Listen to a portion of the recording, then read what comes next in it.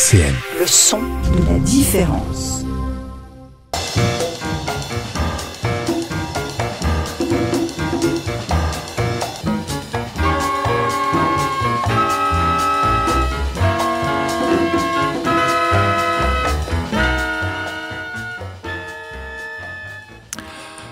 Dans un contexte mondial de guerre multiple et de crise majeure, crise climatique majeure, et alors que nous nous enfonçons dans une société de plus en plus autoritaire de surveillance, de contrôle et de violence, Parole de paix vous propose un magazine humaniste d'information, d'analyse et de discussion avec plusieurs organisations nancéennes autour des droits de l'homme, autour de la paix.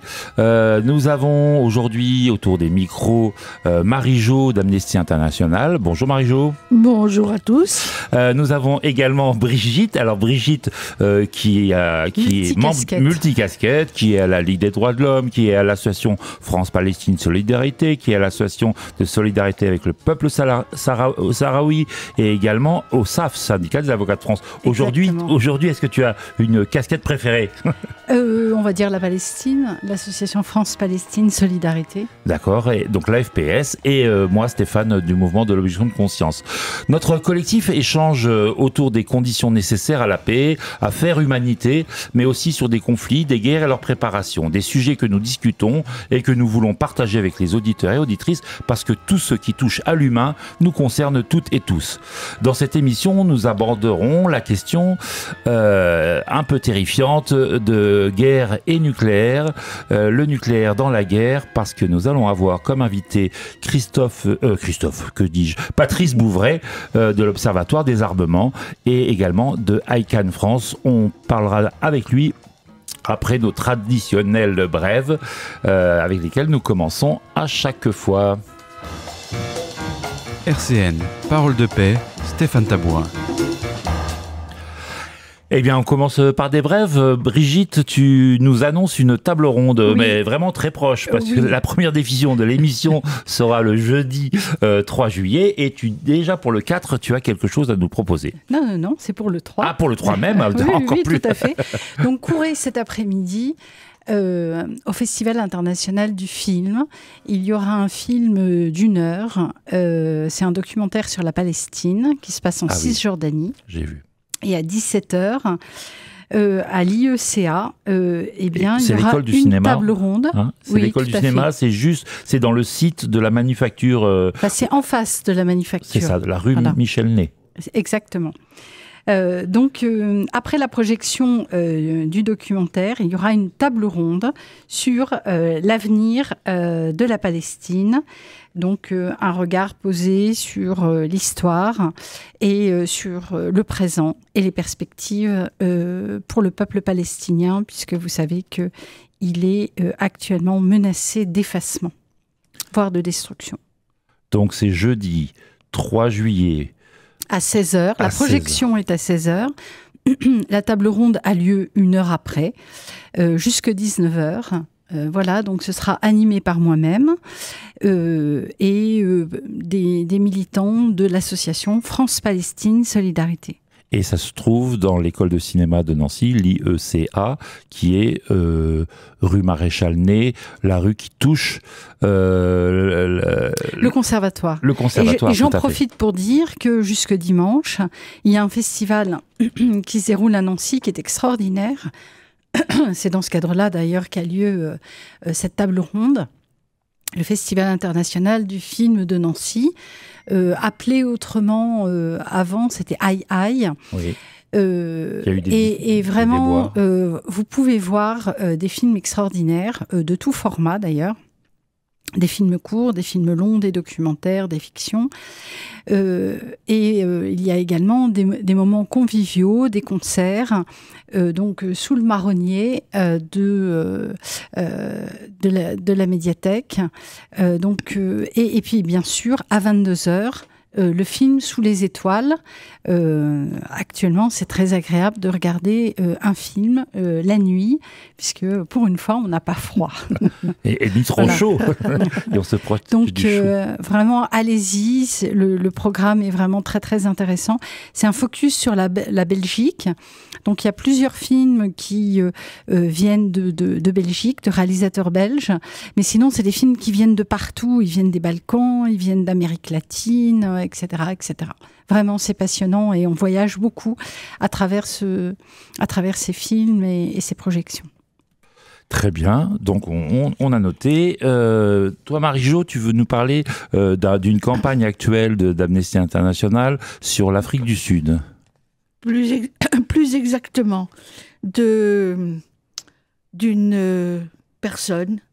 Amnesty, évidemment, soutient un certain nombre de personnes qui peuvent être emprisonnées ou dont la vie peut être menacée. Et dans le cadre du groupe d'Amnesty de Toul, ce groupe-là a comme prisonnière dont il s'occupe une femme qui s'appelle alors Nolé Mutuma, qui donc d'Afrique du Sud, qui fait partie d'une communauté qui a des droits particuliers. Ils sont 5 villages faisant partie de cette communauté et ils sont attaqués par une entreprise minière parce qu'il y a du titane dans le sous-sol. Et donc, les personnes, en particulier, donc Nolé a subi des pressions, a été attaqué. Un des autres dirigeants de la communauté a été tué. Tout ça parce qu'il y a du titane dans leur sous-sol, alors que eux représentent leur territoire ancestral, et ils ne sont pas du tout prêts à le laisser. Donc, c'est la prisonnière qui est adoptée par le groupe de Toul. Et hier, donc mercredi 2, elle a été nommée citoyenne d'honneur de la ville de Toul.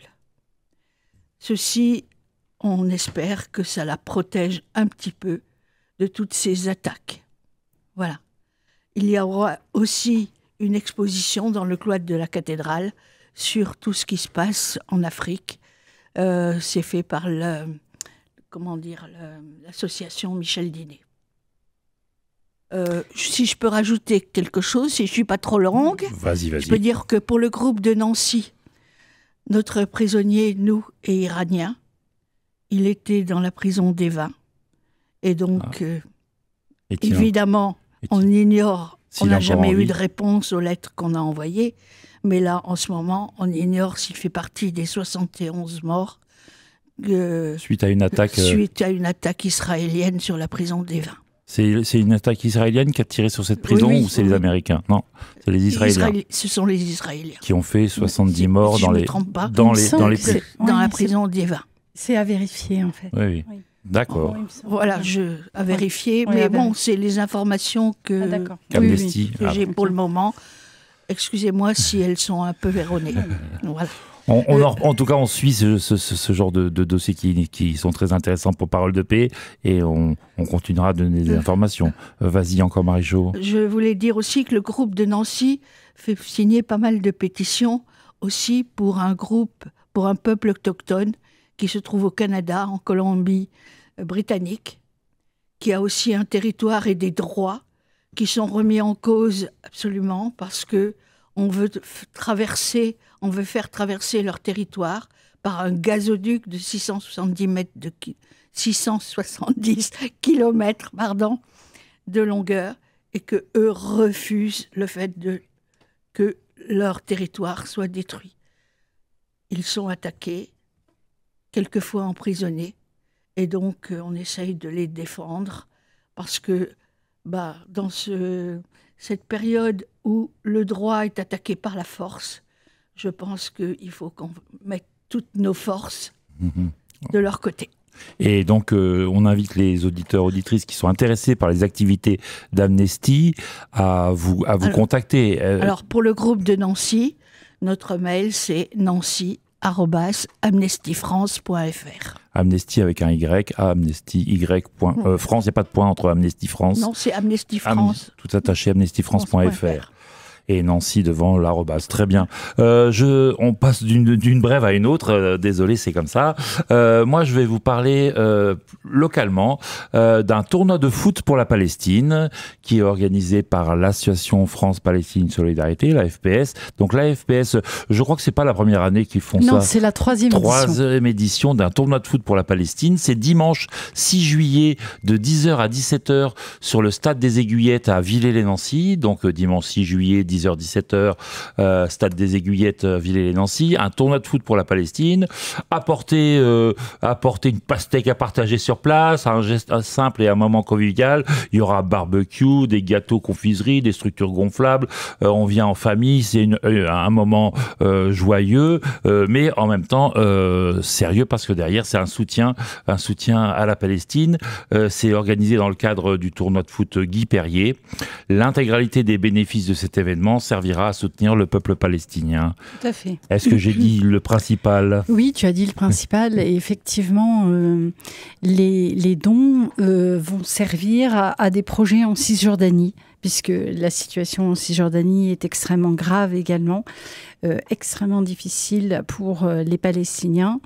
Donc, on a des liens avec de nombreuses associations, enfin plusieurs associations en Cisjordanie, notamment dans le camp d'Aïda à côté de Bethléem. Et donc, il y a un premier projet qui va servir à cette association Yaouf of Soumoud et une autre partie servira à financer des frais d'inscription à l'université pour les Palestiniens. Et donc, comme d'habitude, je vous donne l'adresse mail de l'association France-Palestine Solidarité pour pouvoir suivre leurs actualités, pour pouvoir les rejoindre si vous souhaitez militer dans cette association. C'est AFPS Lor Sud, tout attaché, afpslor-sud@orange.fr. Voilà comment les joindre. J'ai une autre brève. Alors, vas-y rapidement. Qui concerne le prix des droits humains de la ville de Nancy, dans le cadre du livre sur la place. 2025 ? 2025. Donc, c'est Anne Sinclair qui préside. Donc, on s'est réunis le 24 juin.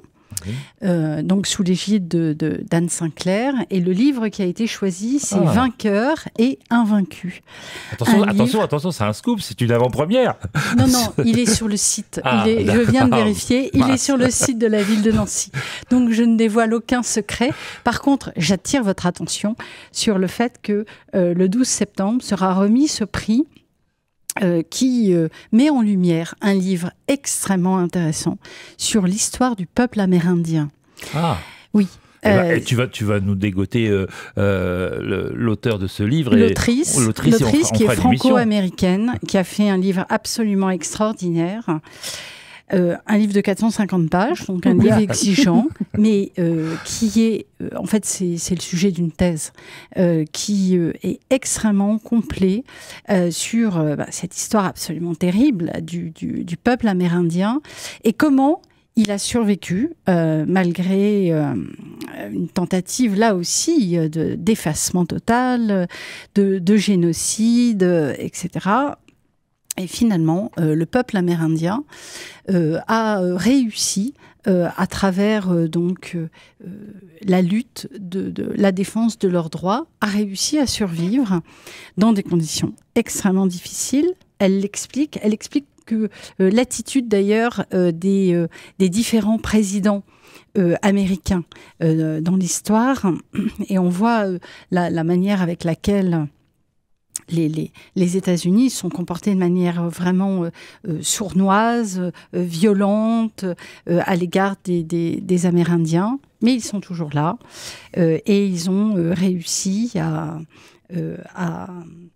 faire prévaloir leurs droits. Et c'est vraiment un combat extrêmement intéressant et à suivre, qui montre que le droit des peuples à disposer d'eux-mêmes, c'est un principe cardinal de l'état de droit qui doit être préservé. Et c'est donc un combat à suivre. Donc on se donne comme... 12 septembre. 12 septembre. Je crois que c'est à 16h, 16h30. Et nous, on essaiera de faire une émission sur ce livre. Les Amérindiens. Très bien. Alors là, on prend du retard, donc il faut qu'on accélère pour la fin des brèves.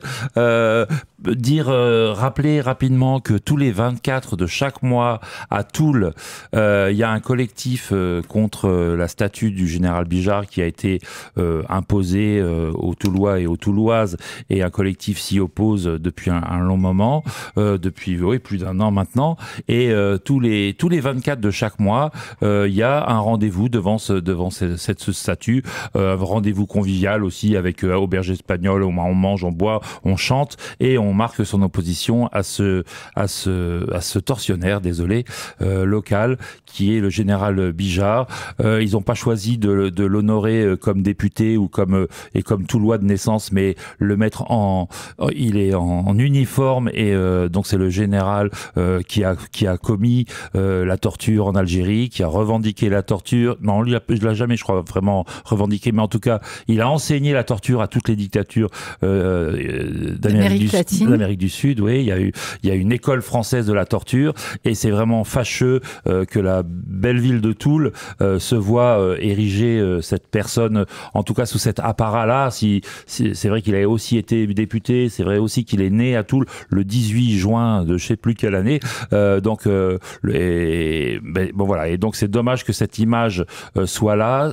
Et cette image commence déjà à avoir des effets délétères, parce que le 18 juin dernier, des nostalgiques, et on va en avoir de toute la France qui vont venir célébrer ce militaire, et à signaler aussi que le 24 juin, quand ils ont fait la dernière réunion du collectif contre cette statue, ils ont commencé à avoir des soucis, parce que des gens viennent maintenant les agresser verbalement, bientôt physiquement. Ils ont dû faire appel. La police devra protéger ce droit de manifester contre cette statue. Prochain, donc vous notez dans vos tablettes, le 24 juillet à Toul, le 24 août à Toul, etc., etc. D'ailleurs, des historiens se sont élevés. Je rappelle aux auditrices et aux auditeurs qu'il y a une vidéo en ligne particulièrement intéressante, puisque Fabrice Ricciaputi et Alain Ruscio étaient venus à Toul faire une conférence pour nous rappeler les réalités de la guerre d'Algérie, les réalités de la torture, l'implication de Bijard dans la torture, même s'il n'a jamais été condamné. La mairie de Toul se prévaut de cette situation en disant qu'il n'a jamais été condamné. Bien sûr, il a bénéficié des lois d'amnistie françaises. Donc, ce n'est pas du tout un argument. Et en tout cas, les historiens ont rappelé à quel point c'était une page noire de notre histoire, et qu'il était particulièrement fâcheux d'honorer cette mémoire, alors qu'au contraire, elle devrait être apprise par les élèves, les étudiants, les citoyens, etc., comme étant une page de notre histoire qui n'est pas honorable, qui doit être connue, bien sûr, qui doit être assumée comme telle, mais certainement pas honorée de manière positive. Oui, tout à fait. Très très rapidement, nous sommes de plus en plus en retard. Dire que après l'été, il y aura cette année un très très grand événement se prépare sur Bure le 20 septembre. On en reparlera. Le 20 septembre 2025, tout le monde à Bure pour la manif du futur. Ne laissons pas la poubelle nucléaire enterrer notre avenir. Il y aura une énorme manifestation avec également plein d'animations, plein de choses. Je vous invite à écrire à manifbure, M-A-N-I-F, bure, B-U-R-E, @riseup, RISEUP.net, manifbure@riseup.net, et également sur le site https://manifbure.fr. Donc on en reparlera, mais c'est le 20 septembre. Dire aussi que tous les ans, le 21 septembre, c'est la journée internationale pour la paix, ça on en parle régulièrement, et à savoir également que le 26 septembre, une autre journée de l'ONU qui s'appelle la journée internationale pour l'élimination totale des armes nucléaires, et ça c'est en lien avec notre dossier. On propose rapidement une courte pause musicale et on commence notre dossier sur le nucléaire et la guerre et le nucléaire avec Patrice Bouvray. Merci à tous. 11h midi, Parole de paix sur RCN. On retrouve effectivement Parole de paix après cette chanson d'Edwin Starr qui s'appelle War. À quoi sert la guerre? Absolument à rien. Nothing. Le thème de notre émission cette semaine, nous allons parler de la guerre et le nucléaire. Le nucléaire dans la guerre. Court-on vers l'apocalypse? On a effectivement une actualité assez terrifiante et on a fait appel à Patrice Bouvray. Patrice Bouvray qui est porte-parole de ICAN France. ICAN France, c'est une association internationale qui a reçu le prix Nobel de la paix en 2017.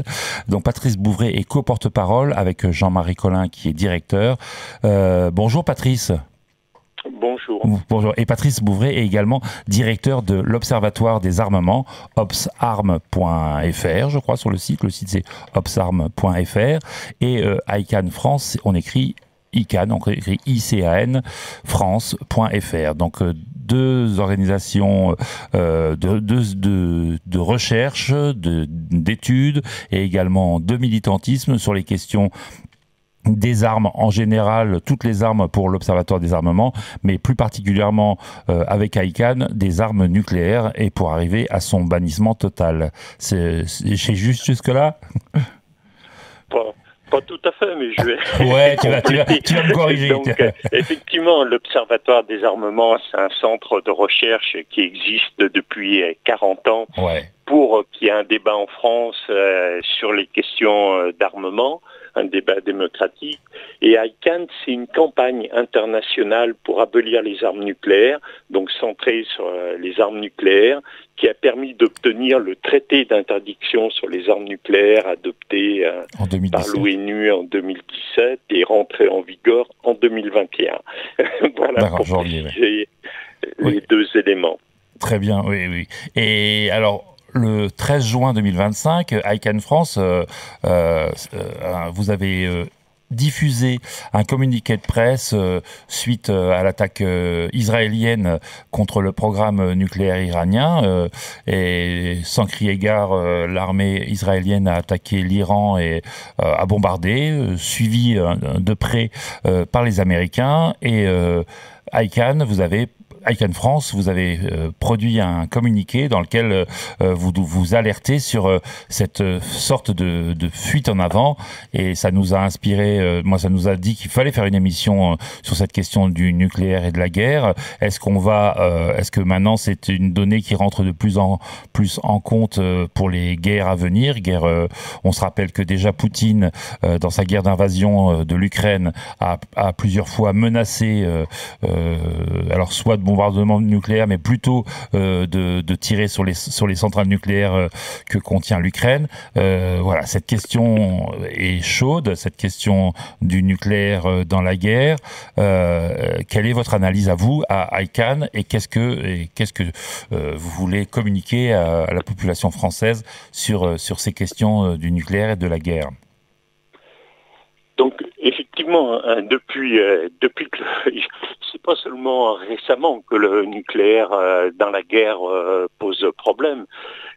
Pour rappeler un petit peu, pour se remettre en perspective, effectivement, 2025, on fête les 80 ans de l'utilisation de l'arme nucléaire dans un conflit, donc la Seconde Guerre mondiale contre le Japon avec les bombardements d'Hiroshima et de Nagasaki. Et c'est vrai que pendant un certain nombre d'années, le nucléaire, le risque d'une guerre nucléaire était au centre du débat politique. J'ai envie de dire jusqu'à la fin de la guerre froide. Pendant toute la guerre froide, la question de l'utilisation, du risque d'utilisation d'une arme nucléaire était au cœur du débat politique, et y compris des mobilisations citoyennes. Mais depuis la chute de l'Union soviétique, on avait un peu tendance à avoir oublié l'arme nucléaire, mais elle était toujours restée dans la panoplie des puissances dominantes, si bien que c'est ce qu'on a vu avec le renouveau du conflit de l'Ukraine contre l'Ukraine par la Russie, où Poutine a remis sur le devant de la scène l'utilisation de l'arme nucléaire, mais pour dire aux autres puissances occidentales, si vous agissez de manière trop importante contre la politique que nous, on veut mener d'annexation et de prédation de l'Ukraine, on n'hésitera pas à utiliser l'arme nucléaire. C'est ça qui s'est joué, qui a permis de réveiller, y compris dans les opinions publiques, que le risque de l'arme nucléaire était toujours présent. Et là, bien sûr, avec le dernier épisode Israël-Iran, c'est aussi remis au goût du jour, j'ai envie de dire, alors que cette question d'Israël et de l'Iran est ancienne, puisque Israël a l'arme nucléaire grâce à la France, d'ailleurs, faut pas l'oublier.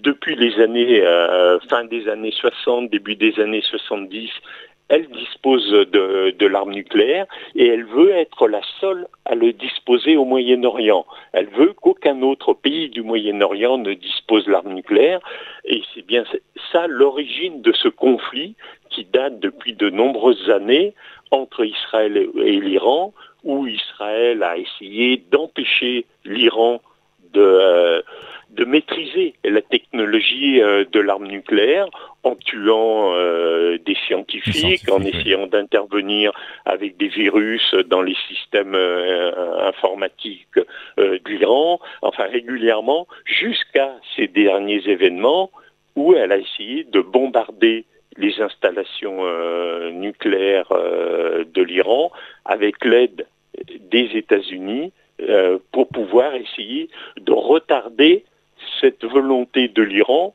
d'accéder à l'arme nucléaire, mais qui se comprend aussi, même si on ne peut pas être d'accord avec cette volonté, cette prolifération de l'Iran, elle se comprend dans la mesure où Israël possède cette arme sans qu'il y ait eu vraiment des pressions exercées sur elle pour qu'elle renonce à cette arme. On est dans du deux poids, deux mesures en permanence. Oui, et Israël, vous le rappelez dans le communiqué, Israël, on a l'habitude de dire Israël a l'arme nucléaire grâce à la France et de façon illégale, parce que Israël n'a pas signé le traité de non-prolifération. Israël, mais c'est même pas qu'un peu. Moi, ce que j'ai appris, c'est qu'il y avait près d'une centaine d'armes nucléaires. C'est pas une arme nucléaire, c'est pas quelques armes nucléaires comme en avait par exemple l'Afrique du Sud qui a décidé de renoncer à l'arme nucléaire et d'enlever toutes les armes nucléaires qu'elle avait, toute la technologie à laquelle elle était parvenue. En revanche, Israël est un État déjà qui a des gros soucis, et heureusement sur ce que fait cet État à Gaza en Palestine. Israël attaque ses voisins pas indistinctement, mais effectivement pour être une puissance centrale et massacrer tous ceux qui lui résistent. Donc attaque du Liban, massacre, génocide en Palestine à Gaza, et là. Et tu oublies la Syrie et aussi. La Syrie, attaque en Syrie, oui, attaque en Syrie. Qui s'est fait bombarder. L'armée syrienne est à terre, il n'y a plus rien. Et là, le dernier fait d'armes, le dernier fait monstrueux et terrifiant, c'est donc cette guerre, ces attaques que font l'armée israélienne, qui continue à tuer indistinctement des civils, des militaires, également des scientifiques, on vient de le rappeler. Et là, c'est le tour de l'Iran. Comme tu viens de le dire, Patrice Bouvray, personne autour de ces micros et de ton côté ne va soutenir un programme militaire nucléaire. Mais nous pacifistes, nous posons la question de l'arme nucléaire de façon générale, et comment on l'élimine, comment on va en régressant. Et c'est et on ne pense pas que ce soit ni Israël avec l'appui des Américains qui vont régler ça à coup d'armes. Est-ce que tu peux nous rappeler que justement sur cette question de ce que fait l'Iran, qu'il y avait eu il y avait des traités et il y a eu une démarche pour questionner et pour remettre avec l'Iran à plat, ou je veux dire même faire en sorte que l'Iran ne possède pas l'arme nucléaire. Oui, tout à fait. Mais là où je pense que c'est le plus inquiétant, et c'était un peu aussi le sens de l'alerte du communiqué qu'on a rédigé l'Observatoire et avec ICANN, c'est qu'effectivement aujourd'hui il n'y a plus cette mobilisation citoyenne contre les armes nucléaires de la même importance qu'il y a pu avoir avant, ce qui a permis d'obtenir des avancées et surtout que l'arme nucléaire ne soit pas utilisée dans un conflit depuis 1945, donc depuis 80 ans.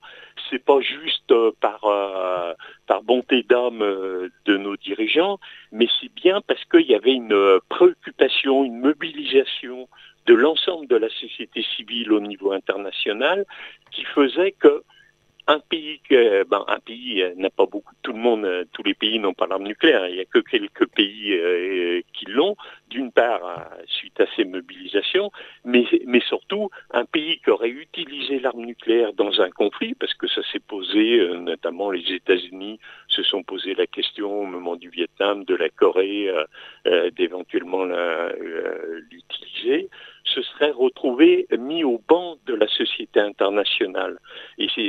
Mais c'était grâce à cette mobilisation. Et c'est vrai que cette mobilisation n'est plus aussi présente, et c'est ce qui fait que même là, ce qui s'est passé entre Israël et l'Iran, enfin l'attaque israélienne sur l'Iran, n'a pas créé une inquiétude à hauteur des enjeux.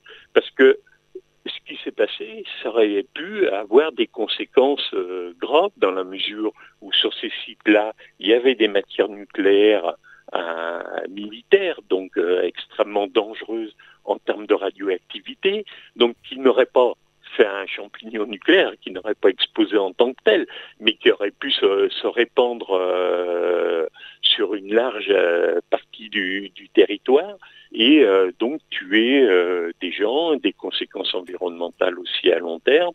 Et donc c'est vraiment pour ça que j'insiste sur cette notion de mobilisation citoyenne, parce que c'est vraiment grâce à ça qu'il n'y a pas eu utilisation. C'est vraiment du fait de la chance, on pourrait dire, mais on ne peut pas faire reposer toute une politique de sécurité citoyenne des populations uniquement sur la chance. Et c'est bien en ça que cette arme-là est quelque chose d'inhumain et qui doit être éliminé au plus vite si on veut pas que ce soit l'arme nucléaire qui nous élimine. Brigitte. Oui, bonjour Patrice. Je suis de la FPS et de plusieurs autres associations. La question que je me posais, c'était... en fait, je m'en pose plusieurs, mais dans le prolongement de ce que vous venez de dire, est-ce qu'on sait exactement quels sont les impacts de ces bombardements en Iran, notamment sur les sites nucléaires? Est-ce qu'on a une connaissance précise des conséquences sur le terrain? Actuellement, non, pas à notre niveau, parce qu'il y a une telle désinformation ou une telle manipulation de l'information, je devrais plutôt dire, de part et d'autre, à la fois des dirigeants iraniens et des dirigeants israéliens, des dirigeants américains, sans qu'il y ait possibilité d'avoir des personnes indépendantes qui puissent accéder sur place, même les gens de l'AIEA, donc l'Agence internationale pour l'énergie nucléaire, donc qui a charge de contrôler les systèmes nucléaires dans le monde pour les pays qui sont membres donc du traité de non-prolifération nucléaire n'a pas eu accès depuis les bombardements sur les sites pour pouvoir mesurer quels sont les dégâts qui ont été réellement commis par les bombardements israéliens et américains, et donc les conséquences qu'il peut en avoir en termes de dispersion d'éléments radioactifs sur la région ou de risque de dispersion par fragilisation des installations actuelles. Donc, on est pour le moment dans le doute et dans l'inquiétude de fait par rapport à ces risques-là, parce qu'on n'a pas les moyens d'avoir une enquête indépendante. C'est ça qui permettrait de lever ces doutes-là sur les affirmations des uns et des autres. Et c'est contraire au droit international, le fait de bombarder des sites nucléaires avec tous les risques que cela comporte ? Oui, bien sûr, mais le droit international ne permet pas de protéger, malheureusement, par rapport à ces risques-là. Totalement. Mais c'est entièrement contraire au droit international. Mais là même, j'ai presque envie de dire que l'arme nucléaire en tant que telle est contraire au droit international. Le droit international qui s'est mis en place donc progressivement au fil des conflits qui ont eu lieu, et notamment de la Seconde Guerre mondiale, c'est que les armements doivent être proportionnés au niveau de leurs conséquences, de leurs dégâts qu'ils peuvent commettre par rapport aux États subis, et ne doivent pas impacter les civils, ne doivent impacter que les militaires. Donc, avec le nucléaire en tant que tel, le nucléaire ne peut pas faire de distinction sur un champ de bataille ou sur un lieu de conflit entre civils et militaires. Ce n'est pas possible par nature même du nucléaire. Donc cette arme est hors champ du droit international depuis le début.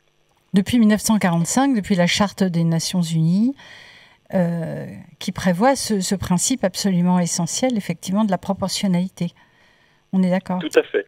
Et les différents traités comme le TNP qui demandent à décroître les armements nucléaires, à interdire leur mise à jour, leur acquisition, leur mise à jour, alors que tout le monde s'assoit dessus, y compris la France, y compris dans votre communiqué, vous écrivez que Israël en 2024 a dépensé plus d'1 milliard de dollars pour ses forces nucléaires. C'est quand même assez terrifiant. Est-ce que vous pouvez nous rappeler ce qu'indique de manière précise le rapport de la IEA du 12 juin, qui a provoqué donc dès le lendemain, dès le 13 juin, les premiers bombardements israéliens?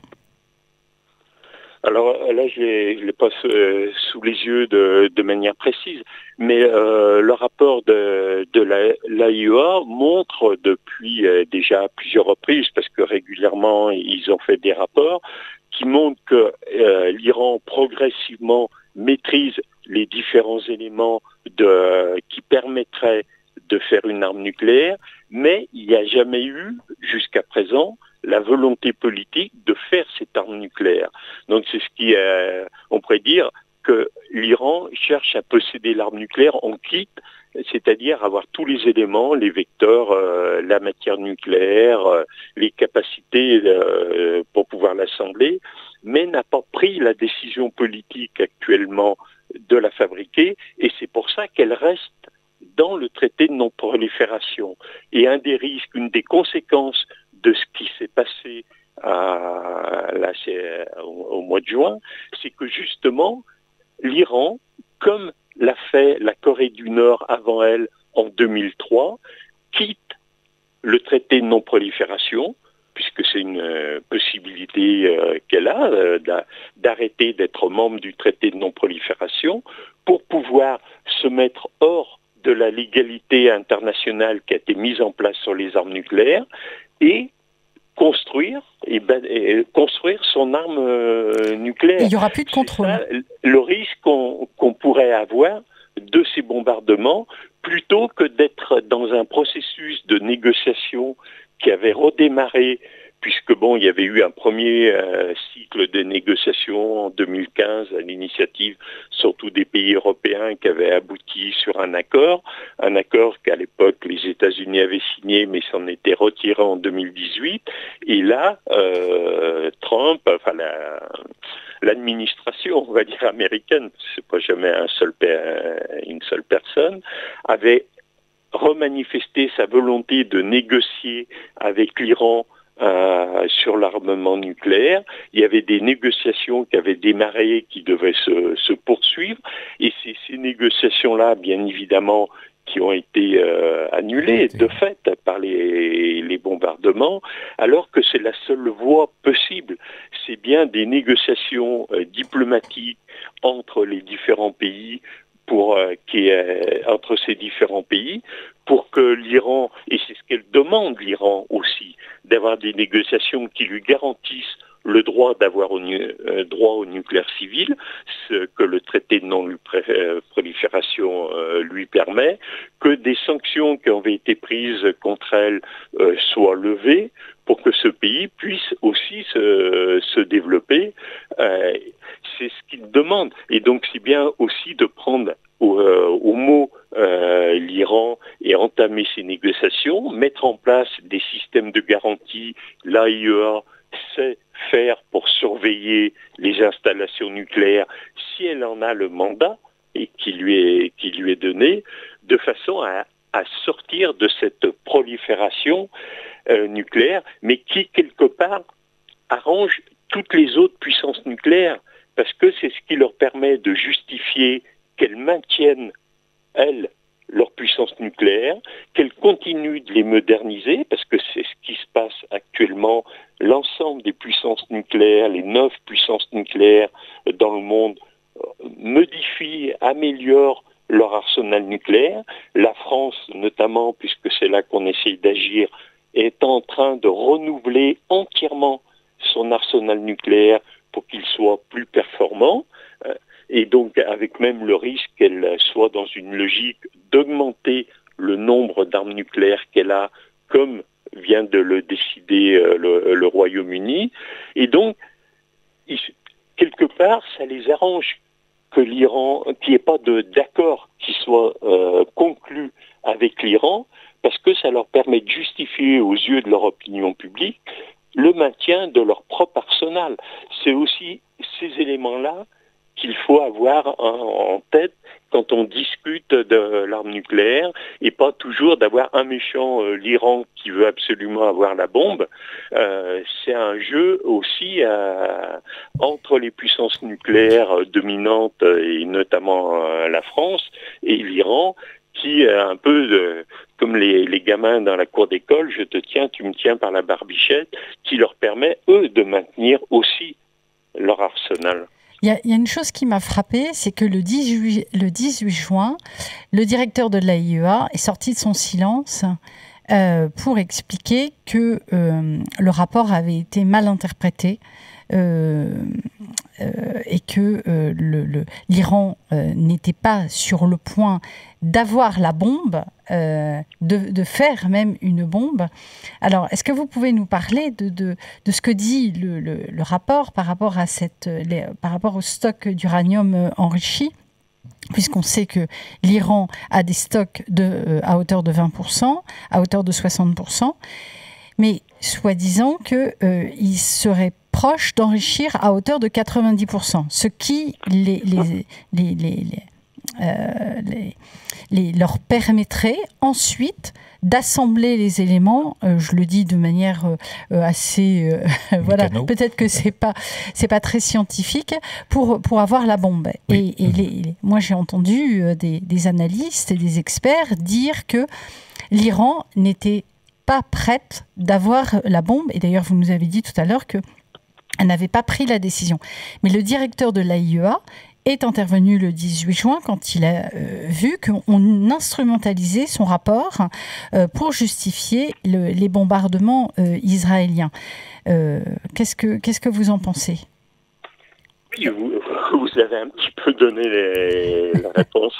En même temps, c'est vrai que les éléments, le débat sur les armes nucléaires et dans les médias, notamment tous ces derniers temps, mais déjà depuis longtemps, est toujours présenté sous des angles vraiment d'ordre technique qui rendent les choses compliquées à la compréhension et qui évite de se poser les véritables questions.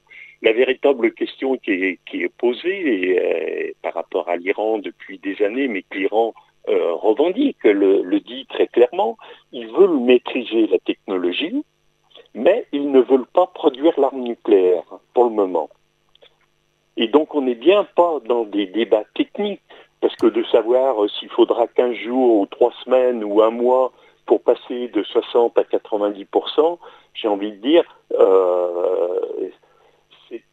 c'est pas le plus important de notre point de vue de population, de société civile, d'organisation de la société civile. Ce qui est important, et l'enjeu, c'est de faire en sorte que l'Iran n'ait pas de raison, quelque part, de prendre la décision politique de fabriquer la bombe. Après qu'elle mette, et là les experts chipotent entre eux, de savoir si elle mettra 15 jours, 1 mois ou 6 mois pour finaliser techniquement la fabrication de la bombe. Parce qu'effectivement, fabriquer une bombe nucléaire, c'est pas des choses les plus simples. Ça demande une compétence technologique importante. Mais que ça se passe en 1 mois ou en 6 mois, c'est pas ça qui est le plus important pour nous. C'est sur la décision. Et donc, il faut bien tout faire pour empêcher que l'Iran, les dirigeants de l'Iran, prennent cette décision-là. Et pour les empêcher, il y a plusieurs éléments qui sont à prendre en compte. Bien évidemment, il y a la question de l'armement israélien, puisque pourquoi l'Iran pourrait vouloir ou pourrait décider de prendre la bombe, de fabriquer la bombe? C'est d'une part pour pas être démantelé en tant que régime politique, comme l'a pu l'être l'Irak de Saddam Hussein il y a quelques années en arrière, ou la Libye aussi à l'époque. Donc c'est pour pouvoir conserver effectivement son régime. C'est aussi pour pouvoir devenir une puissance régionale dominante, donc sur la région, face à non seulement Israël qui a déjà la bombe, mais face aussi aux autres pays, Émirats, Arabie Saoudite. Donc c'est bien la question de la mise en place d'un programme de sécurité collective sur la région du Moyen-Orient qui doit être en débat, qui doit être mise en avant, sur lequel les puissances européennes doivent pouvoir contribuer, la puissance américaine aussi, pour offrir des garanties à ces différents pays, de façon à qu'on rentre dans un processus de dénucléarisation de l'ensemble du Moyen-Orient. Pour le moment, c'est uniquement la question d'Israël qu'il faut qu'elle reconnaisse qu'elle a l'arme nucléaire et qu'il y ait des conditions qui soient mises pour qu'elle renonce à cet armement nucléaire. Donc c'est ça les véritables enjeux du débat et des discussions aussi avec les Émirats ou l'Arabie Saoudite, qui sont 2 pays, ou l'Égypte aussi, qui sont, on pourrait dire, même les 3 pays qui ont déjà des installations nucléaires civiles qui sont en train de développer, qui sont en train de développer des compétences aussi en matière de savoir-faire nucléaire, donc avoir des équipes de techniciens, d'ingénieurs, des équipements pour pouvoir, qui sur 10, 20 ou 30 ans pourraient aussi vouloir acquérir l'arme nucléaire, d'autant plus si l'Iran l'a et Israël l'a. Il n'y a aucune raison que les pays comme l'Égypte, l'Émirat ou l'Arabie Saoudite n'aient pas aussi, sur le long terme, cette volonté-là politique de développer l'arsenal. Et c'est bien cet engrenage, cette course aux armements qu'il faut mettre fin, avec des traités soit de zones exemptes d'armes nucléaires comme il y en a dans le monde ailleurs, et c'est au moins sur la région du Moyen-Orient. Il y avait d'ailleurs une conférence au niveau de l'ONU qui a été mise en place depuis les années milieu des années 90 pour débattre d'un Moyen-Orient sans armes de destruction massive. Les seuls pays qui refusent d'y participer, notamment, c'est essentiellement Israël. Et donc, les États-Unis, plutôt que d'aider Israël à bombarder l'Iran, ferait mieux de faire pression sur ce pays-là pour qu'il participe à ces négociations et que se mette en place une zone au Moyen-Orient sans armes de destruction massive. C'est vers ça que les sociétés civiles aussi devraient s'engager, se mobiliser, parce que on sait bien que c'est pas parce que les pays en tant que tels, mais les États par eux-mêmes qui iront vers cette dynamique-là, mais c'est uniquement poussé par la société civile et par la pression citoyenne qu'on pourra aller vers cette dénucléarisation d'une zone qui l'est déjà aujourd'hui. Oui, et puis tu disais, il y a aussi la question actuellement de violence extrême où les États-Unis, Israël défendent plutôt la question de la loi du plus fort, de celui qui tape, de celui qui tue, plutôt que et ça porte un fort préjudice au droit international. Il nous faut, comme tu le dis, Patrice, à la fois remettre la question de la dénucléarisation au centre des débats, mais il faut avant aussi que les débats puissent avoir lieu et que le droit international puisse être au cœur de notre humanité. Parce que là, ce que fait Israël, ce que fait le gouvernement d'Israël, ce que fait le gouvernement américain de Trump, c'est on est les plus forts, on tape, on tue, et c'est le plus fort qui commande. Et on peut pas s'en sortir comme ça. On va effectivement sur des catastrophes et sur des risques de catastrophes, parce que ces gens-là qui défendent la loi du plus fort possèdent l'arme ultime, l'arme de l'apocalypse, l'arme nucléaire. Et donc une émission comme la nôtre, elle veut contribuer à sa mesure, à alerter l'opinion publique sur la nécessité de remettre la question de la dénucléarisation, et donc faire connaître ICAN, faire connaître toutes ces organisations pacifistes, ou toutes ces organisations en tout cas qui œuvrent pour la paix plutôt, de façon raisonnée, plutôt que laisser faire, comme on entend à longueur de plateau, les plus forts taper et faire la loi et faire leur loi. Et puis faire en sorte que en France, ça devienne aussi un débat de société, parce que on nous présente le nucléaire comme étant finalement une sorte de fatalité auquel on ne peut pas s'opposer. Or, il devrait y avoir un débat de société pour poser les enjeux, naturellement l'extrême danger que représente le nucléaire, et cette course en avant qui est malheureusement mortifère pour les populations. Or, on a une poignée d'États, parce que il y a 9 États qui ont actuellement l'arme nucléaire, dont la France, bien sûr, les États-Unis, la Russie, bien entendu, nous pousse à une course folle. Est-ce que des négociations sont à nouveau prévues entre l'Iran, l'ONU, les États-Unis, pour faire en sorte que l'Iran renonce? Régulièrement, il y a des sessions à l'ONU, mais excusez-moi, on vient d'exploser notre temps. Moi, je pense qu'il faudra qu'on reparle avec Patrice du travail de fond que fait ICAN France. Je pense que au minimum une émission consacrée à ce travail qu'ils font là. Patrice est de Lyon, et donc dans cette région, ils réfléchissent beaucoup. Ils travaillent beaucoup sur ces questions-là. Dire aussi que l'Observatoire des armes nucléaires viendra aussi sur Nancy au mois de novembre, mais on en reparlera aussi pour faire une formation. Et Marie-Jo, tu voulais dire quelque chose? Tu lèves la main, tu lèves le doigt? Non. Ah, pardon, bon. Question, mais je crois que là, il faut... Oui, nous allons conclure. Patrice, est-ce que c'est toujours frustrant? En tout cas, nous, on te remercie de ces interventions. Oui, merci beaucoup. L'émission sera en podcast, l'émission sera sur YouTube.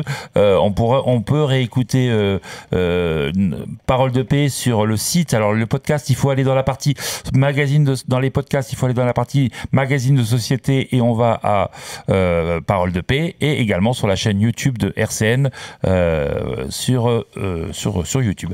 Merci à toutes. Merci à tous. On remercie Dodo à la technique. Oui, et le célèbre Dodo DJ, qui fait des DJ sets. Qui vient maintenant sur RCN. Merci à Thomas aussi de nous avoir mis tous le pied à l'étrier. Et à très bientôt. Parole de paix est terminée pour aujourd'hui. Au revoir à toutes et Merci à tous. RCN, www.rcn-radio.org